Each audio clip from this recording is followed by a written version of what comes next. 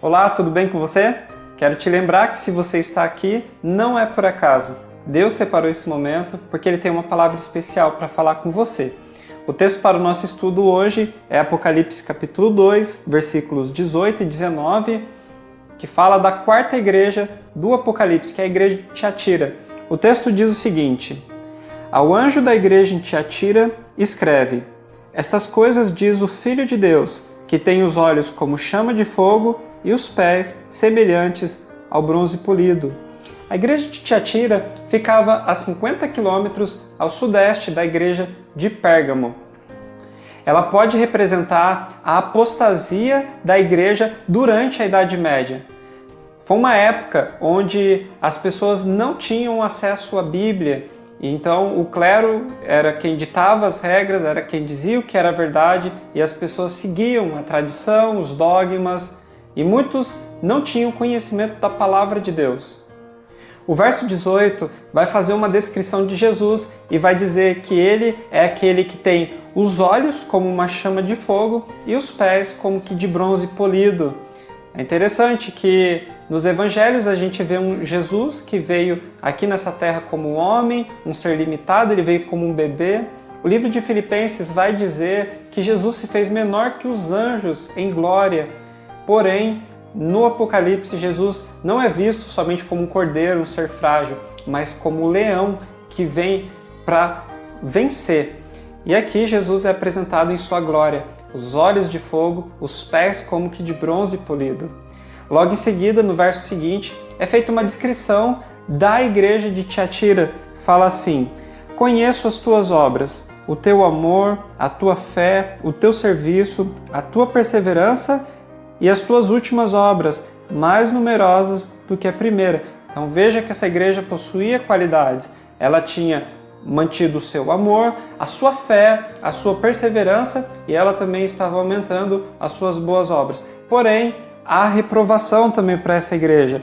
O verso seguinte vai dizer o seguinte, verso 20: Tenho, porém, contra ti o tolerares que essa mulher, Jezabel, que a si mesmo se declara profetisa, não somente ensine, mas seduza os meus servos a praticarem a prostituição e a comerem coisas sacrificadas a ídolos.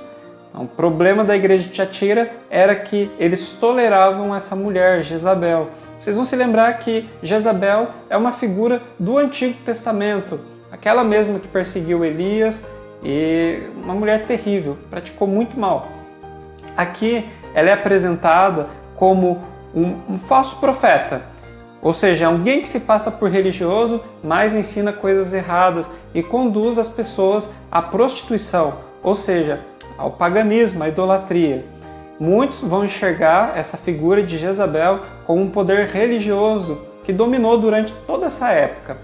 Foi dado oportunidade para que essa mulher, Jezabel, esse poder religioso, se arrependesse, porém não foi o que aconteceu. Leia comigo o versículo 21, onde fala o seguinte: Dei-lhe tempo para que se arrependesse, ela, todavia, não quer arrepender-se da sua prostituição. Então essa mulher, Jezabel, esse poder religioso, ela não estava ensinando coisas erradas, induzindo o povo à prostituição, ou seja, à idolatria, por ignorância, mas era uma rebelião voluntária. Ela estava fazendo voluntariamente, era um pecado aberto contra Deus. Em seguida, é feito um apelo para aqueles que não haviam se corrompido com Jezabel. O apelo está no versículo 25, onde fala o seguinte: Tão somente conservai o que tendes, até que eu venha.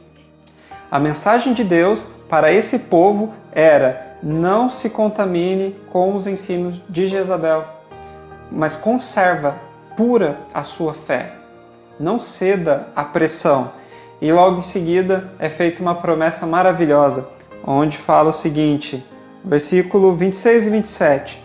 Ao vencedor que guardar até o fim as minhas obras, eu lhe darei autoridade sobre as nações, e com um cetro de ferro as regerá e as reduzirá a pedaços como se fossem objetos de barro. Assim como também eu recebi de meu Pai, dar-lhe-ei ainda a estrela da manhã.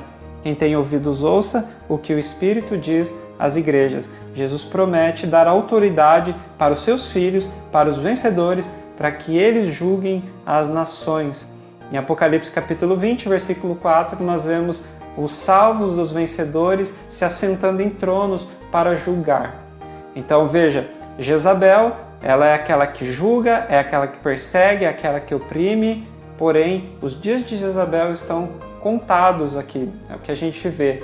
Deus irá destruir toda oposição, toda contrafação que se opõe a Deus, e Deus estabelecerá os seus salvos como juízes. E ali que vai começar uma nova fase, que é a fase do juízo investigativo.